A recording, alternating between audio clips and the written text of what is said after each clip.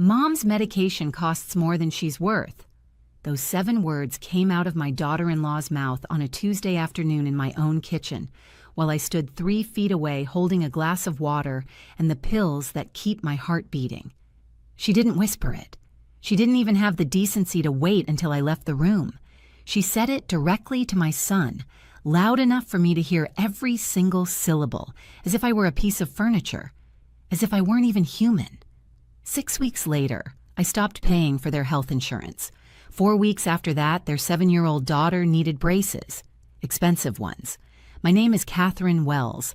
I'm 71 years old, and this is the story of how I learned that sometimes the cruelest thing you can do to people who've taken your kindness for granted is to simply stop being kind. I need you to understand something before I go any further. I'm not a vengeful person by nature. I raised 3 children, worked as a registered nurse for 42 years, and I've always believed that family comes first. Always. My late husband Robert and I built our lives around that principle. When he passed away 5 years ago from a sudden heart attack, he left me comfortable. Not wealthy, but comfortable. A paid-off house in suburban Ohio, a decent pension, his life insurance, and our savings. Robert always said I should be taken care of, and he made sure I was. We had 3 children. Jennifer, my oldest, is a teacher in Oregon. Michael, my youngest, is a marine biologist in Florida. And then there's David, my middle child. 43 years old, works in middle management at a manufacturing plant, and married to a woman named Stephanie for the past 12 years. I love my son. I need to say that clearly. I love David with every fiber of my being, but somewhere along the way he became someone I barely recognize. Or maybe he's always been this person, and I just didn't want to see it. David and Stephanie have 2 children, Emma, who's 7, and Jacob, who's 10. Those grandchildren are my heart. After Robert died, they became even more precious to me. Jennifer and Michael live so far away, and I only see their kids once or twice a year. But David lives just 20 minutes from me. So I got to be the grandmother who showed up for soccer games and piano recitals, who babysat when needed, who never missed a birthday. About 3 years ago, David came to me with a problem. His company had changed their benefit structure, and the health insurance they offered had become, in his words, absolutely terrible.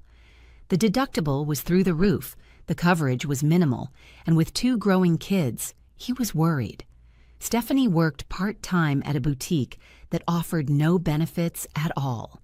"Mom," he said, sitting at my kitchen table, the same table where Robert and I had shared thousands of meals.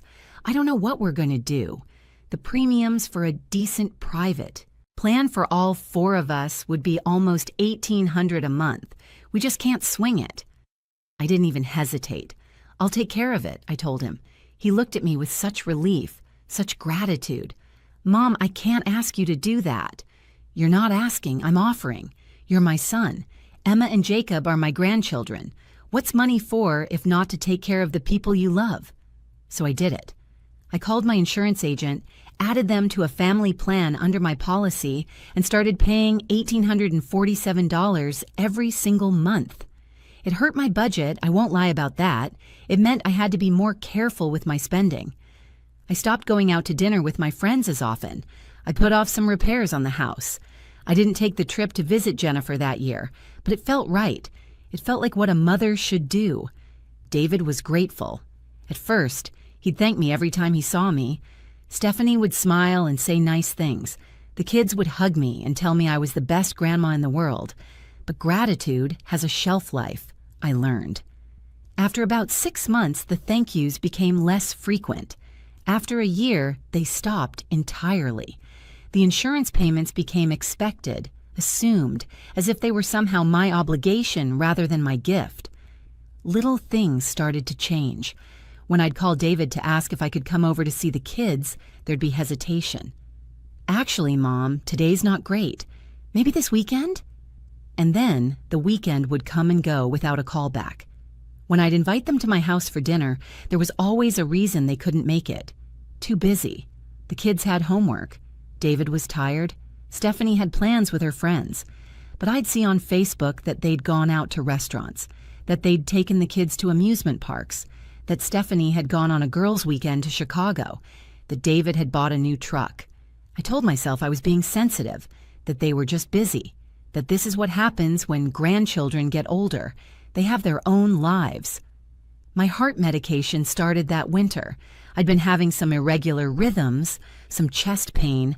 My cardiologist prescribed 2 medications that cost, even with my Medicare and supplemental insurance, about $430 a month out of pocket. They weren't covered well because they were newer medications, more effective than the older alternatives, but expensive.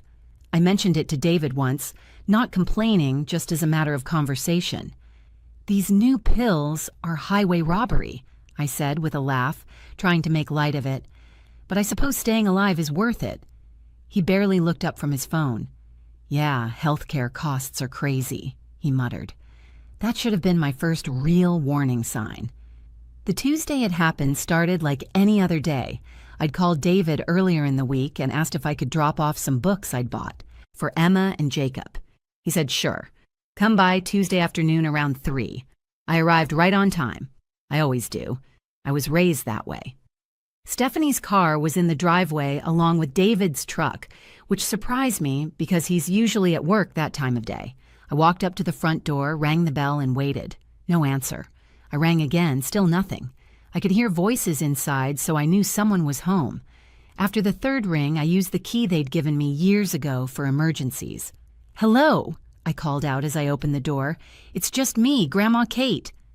The voices were coming from the kitchen. I walked through the living room, which was scattered with the comfortable chaos of a family with children.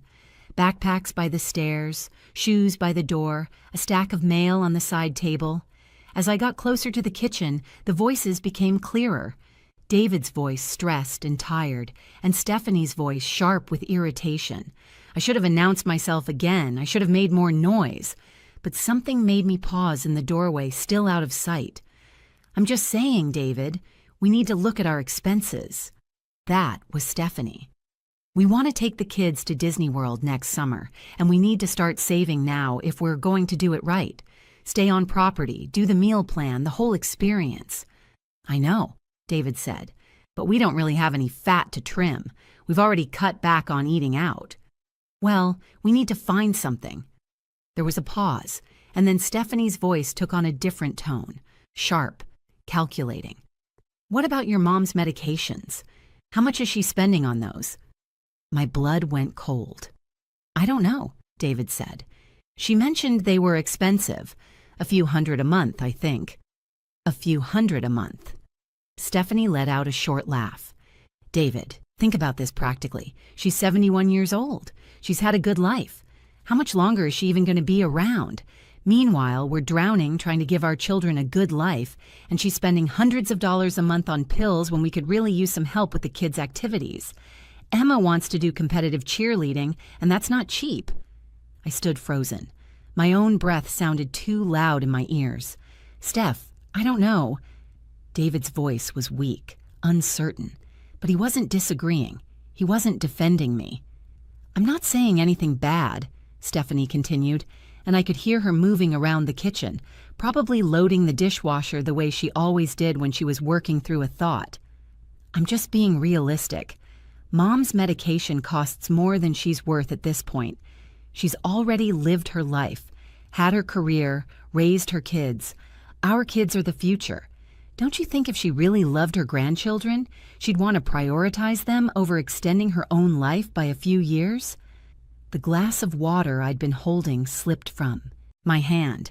It didn't break. It hit the carpeted edge of the hallway and tumbled, water spreading in a dark stain, but it made enough noise. The kitchen went silent. "Mom?" David's voice suddenly panicked. "Is someone there?" I couldn't move. I stood there staring at that spreading water stain, feeling something inside my chest that had nothing to do with my heart condition. It was the feeling of something breaking that couldn't be put back together. David appeared in the doorway. His face went white when he saw me. "Mom, we didn't know you were..." I found my voice. It came out steady, calm, cold. I came to drop off books for the children. I let myself in. You didn't hear me." Stephanie appeared behind him. She had the decency to look uncomfortable at least. Her cheeks were flushed, but her eyes were defiant.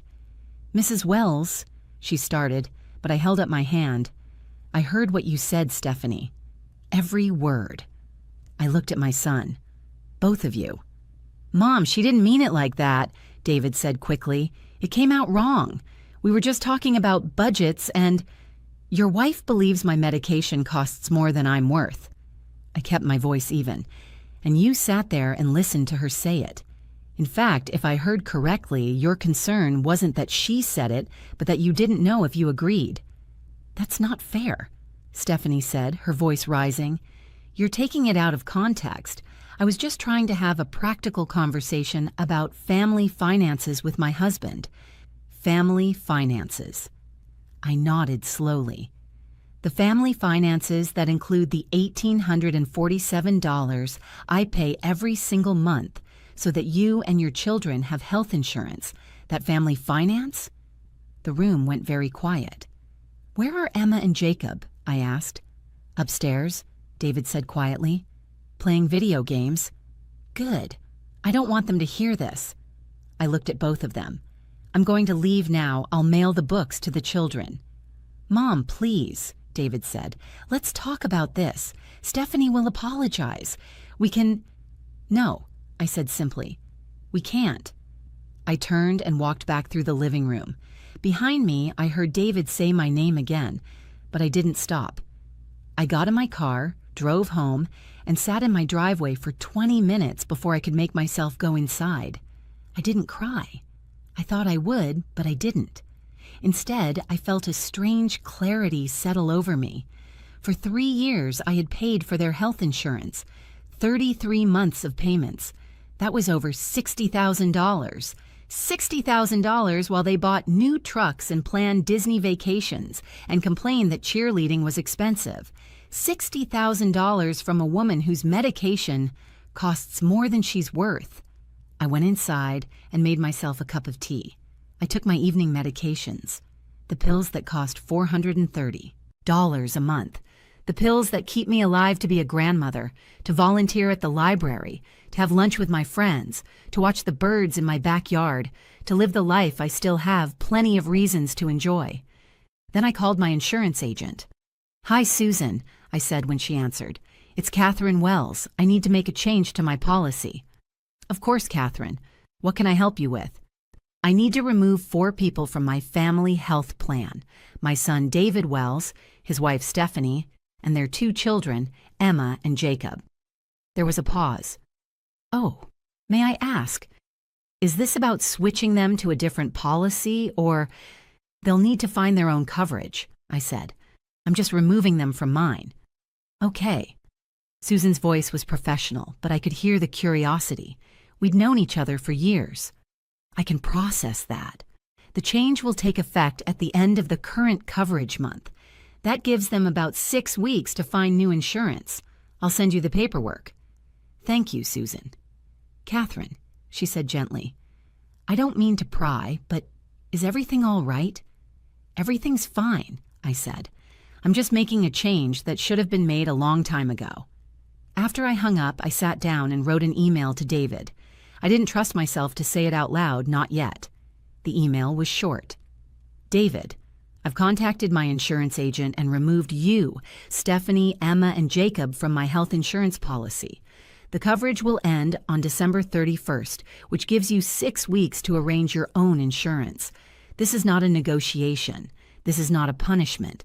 This is simply me accepting what Stephanie made very clear. I need to prioritize my own life and my own needs. The money I've been spending on your insurance will now go toward my own health care, my own expenses, and my own future. However long or short that future may be, I love you. I love Emma and Jacob. But I will not continue to financially support a household where I am seen as an expendable burden. Mom." I read it 3 times before I sent it. David called within 10 minutes. I didn't answer. He called 6 more times that evening. I didn't answer. He sent text messages. "Mom, please pick up." "Mom, we need to talk about this. Mom, this is crazy. You're overreacting. We can't afford insurance without your help." That last message made me turn my phone off entirely. The next few weeks were hard. David showed up at my house twice. The first time, I didn't answer the door. The second time, I opened it but kept the chain on. "Mom, please," he said through the gap. "Just talk to me." "I've said everything I need to say, David. We can't afford health insurance on our own. You know that." "Then I suggest you figure it out. Cut back on Disney vacation funds. Sell the truck. Make different choices. That's what adults do. So, you're just going to abandon your grandchildren? Leave them without health care?" That one hurt. He knew it would. "I'm not abandoning anyone," I said quietly. "I'm simply no longer paying for something I can't afford to pay for. You're their parents. Providing for them is your responsibility, not mine.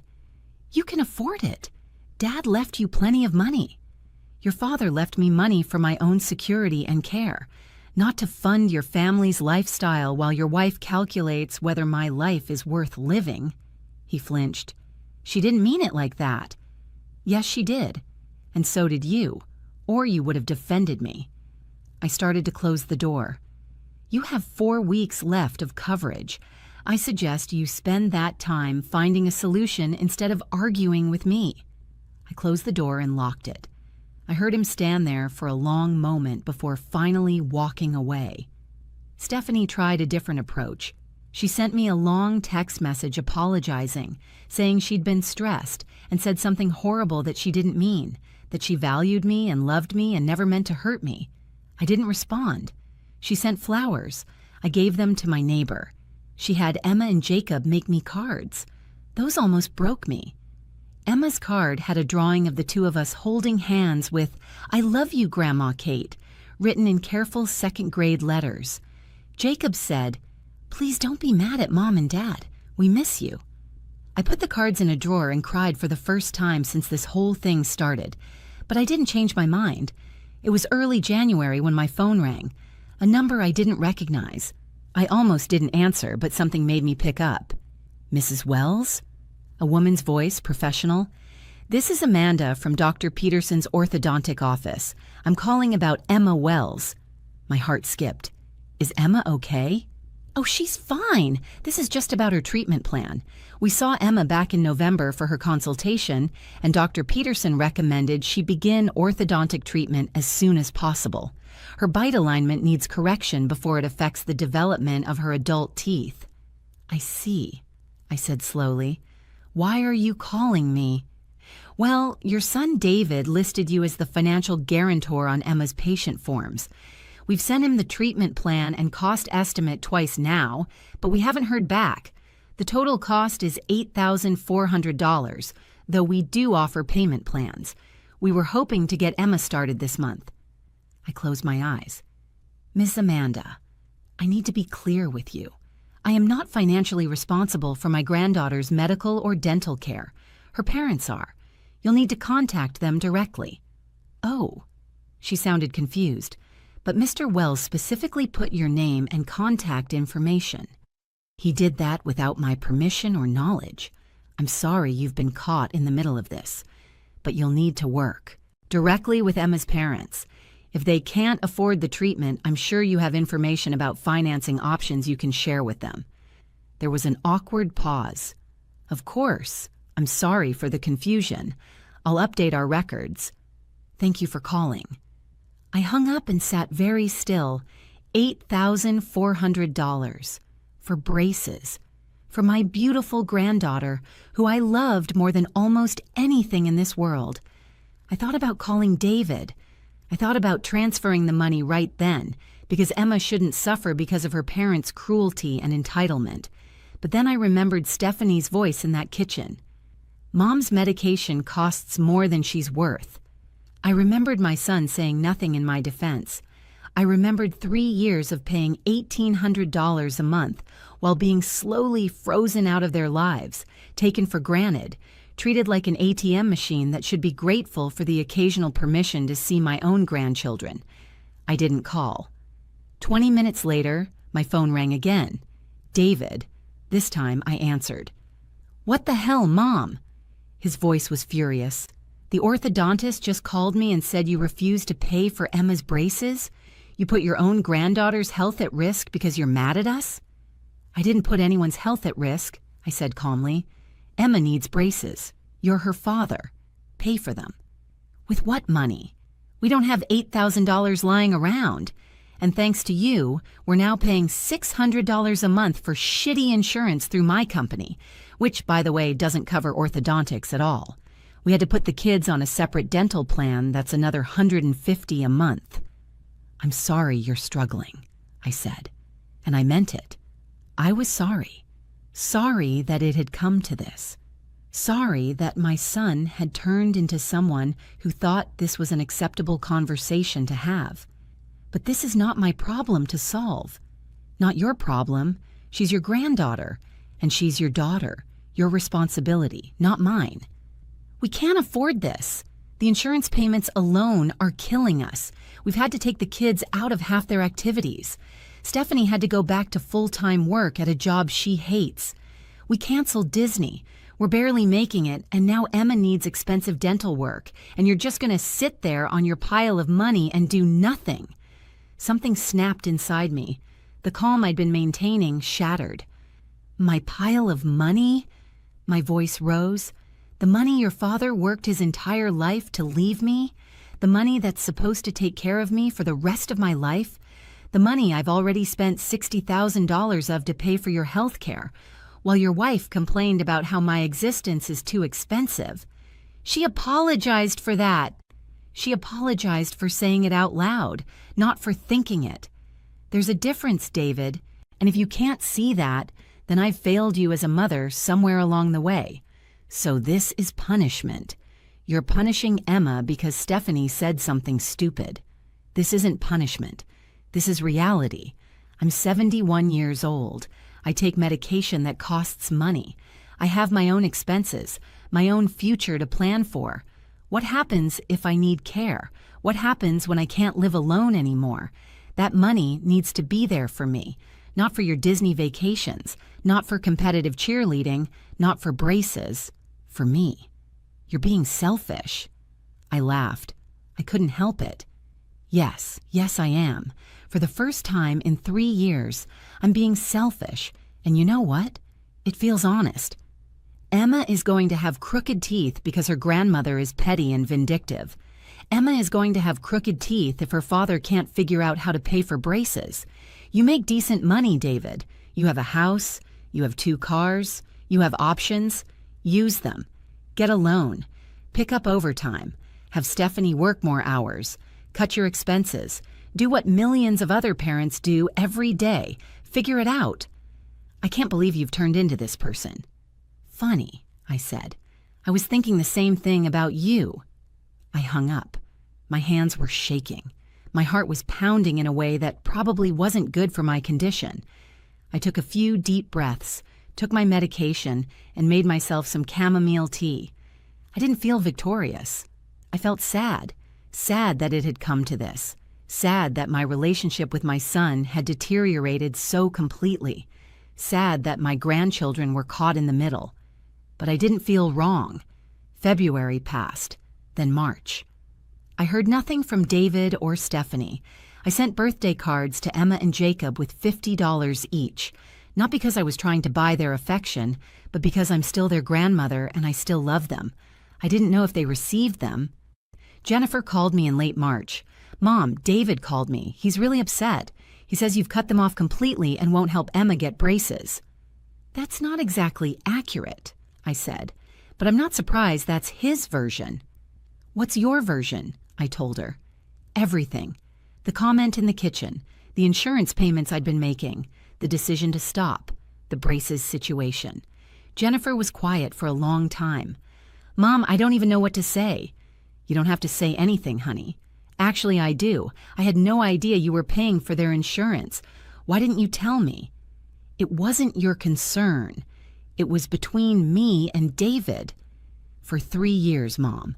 $60,000 over 3 years, and he never mentioned it. Not once. In fact, he complained to me last Christmas about how expensive everything was, and I felt bad because Mike and I are doing well and I thought David was struggling. He is struggling now. Good. Jennifer's voice was sharp. Mom, I'm so angry I could spit. The way Stephanie talked about you, the way David didn't defend you, and then to have the nerve to expect you to pay for braces after everything?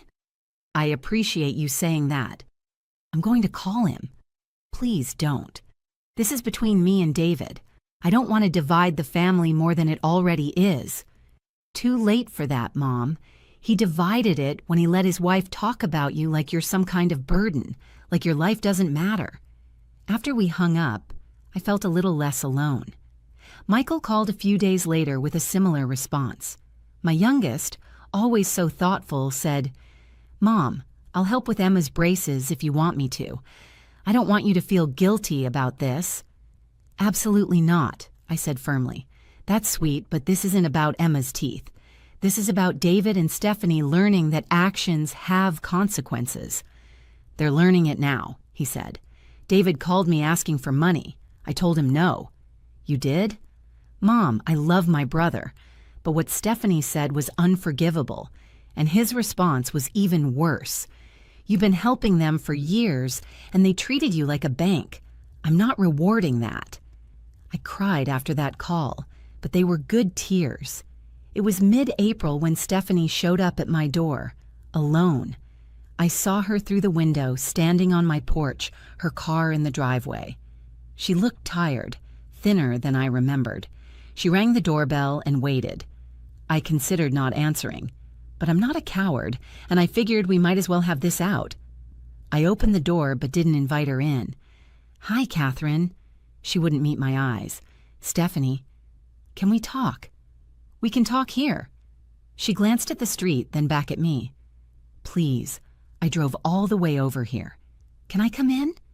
I stepped back and let her enter, but I didn't offer her a seat. We stood in the foyer, uncomfortable. I need to explain, she said. You already did. In my kitchen. I heard you perfectly. She flinched. I was having a bad day. I was stressed about money. I said something horrible that I didn't mean. You meant it, I said quietly. Maybe you wish you hadn't said it out loud, but you meant it. How can you say that? You don't know what I meant. Stephanie, I'm 71, not stupid. You've spent 3 years slowly pushing me out of your family while happily accepting my money. You've canceled plans with me, made excuses when I wanted to see my grandchildren, and treated my presence like an inconvenience. The only time you were warm to me was right before I had to make the insurance payment each month. Her face flushed. That's not true. It is true. And somewhere in your mind, you justified it. You justified treating me like a burden because you decided I'd already lived my life, and my purpose now was to serve your family's needs. My needs, my life, my health. None of that mattered compared to what you wanted. We needed that insurance. We really did. Then you should have been grateful for it. You should have treated me like a person you valued instead of an ATM you were irritated with when I dared to exist in ways that cost money. Stephanie's eyes filled with tears. David is miserable. He misses you. The kids miss you. I miss them too. Then why are you doing this? Why are you punishing all of us? I took a breath. I'm not punishing anyone. I'm protecting myself. I'm ensuring that the money I have lasts for my own care, for my own life, for as long as I have left. Whether that's 1 year or 20 years, it's my life and my money, and I get to decide how it's spent. Emma still needs braces. Emma has 2 parents with jobs. Figure it out. We can't. We're drowning. The insurance alone is taking a huge chunk of our income. We've cut back on everything. We're barely holding on. I'm sorry about that, truly, but it's not my emergency to fix. Please. She was crying now. Please, Catherine. I know I messed up. I said something terrible. I'll never forgive myself for it. But please don't make Emma suffer for my mistake. I'm not making Emma suffer. You are. You and David chose to live a lifestyle that required my financial support. You chose to take that support for granted. You chose to value my money more than my humanity. Those were your choices, and now you're living with the consequences. What do you want from me?" Her voice broke. "You want me to grovel? Fine, I'm groveling. You want me to say, I'm a terrible person? I'm a terrible person. What do I have to do to make this right?" "Nothing," I said gently. "There's nothing you can do. That's what I'm trying to make you understand. Some things, once broken, can't be fixed. So you're just done? After everything, you're just writing off your son and your grandchildren?" "I'm not writing anyone off. My door isn't locked. My phone works. When Emma and Jacob are old enough, they can have a relationship with me if they choose to. But my financial relationship with you and David is over. Permanently." "You're going to regret this," Stephanie said, her voice turning cold. "When you're really old and sick and need help, you're going to regret pushing away your family." "Perhaps," I said, "but I'd rather face that possibility than spend whatever time I have left being treated like a burden by people who are supposed to love me." She stared at me for a long moment, then turned and walked out. She slammed the door behind her. I sat down in Robert's old chair and looked at his picture on the mantel. "Well," I said to him, "I think I finally grew a spine. I hope you'd be proud." I like to think he would be. That was 7 months ago. Emma got her braces. I don't know how David and Stephanie managed it. Maybe they got a loan. Maybe Stephanie's parents helped. Maybe they worked out a payment plan. It doesn't matter. They figured it out without me. I saw Emma and Jacob in the grocery store last month. They were with Stephanie, and when Emma saw me, her face lit up. She ran over and hugged me, showing me her braces with a big smile. Jacob was more reserved, but he hugged me too. Stephanie stood back, watching. We made eye contact. I nodded at her. She nodded back. No words were exchanged. "I miss you, Grandma Kate," Emma said. "I miss you too, sweetheart. Can we come visit you sometime?" I looked at Stephanie. She looked away, but she didn't say no. "If your mom and dad say it's okay, I'd love that." The kids ran back to Stephanie, chattering excitedly. She put her hands on their shoulders and guided them away without looking back. David still hasn't called me. 7 months of silence. It hurts more than I'd like to admit. But I'm okay. I've been taking art classes at the senior center. I've gone on 2 trips with my friends, including one to visit Jennifer and her family in Oregon. I've been volunteering more. I even went on a date with a widower I met at church, though nothing came of it. I'm living my life. The life that, according to Stephanie, wasn't worth the cost of my medication. I think about that moment in the kitchen sometimes, how quickly everything changed, how 7 words revealed a truth that had probably been there all along, hiding under the surface of strained smiles and canceled plans. Mom's medication costs more than she's worth. I'm worth more than that. I'm worth more than being tolerated for the financial support I can provide. I'm worth being treated with dignity and respect and love. And if my own son can't see that, then that's his failure, not mine. I'm 71 years old. I take medication that keeps my heart beating, and I'm not done living yet. Not by a long shot.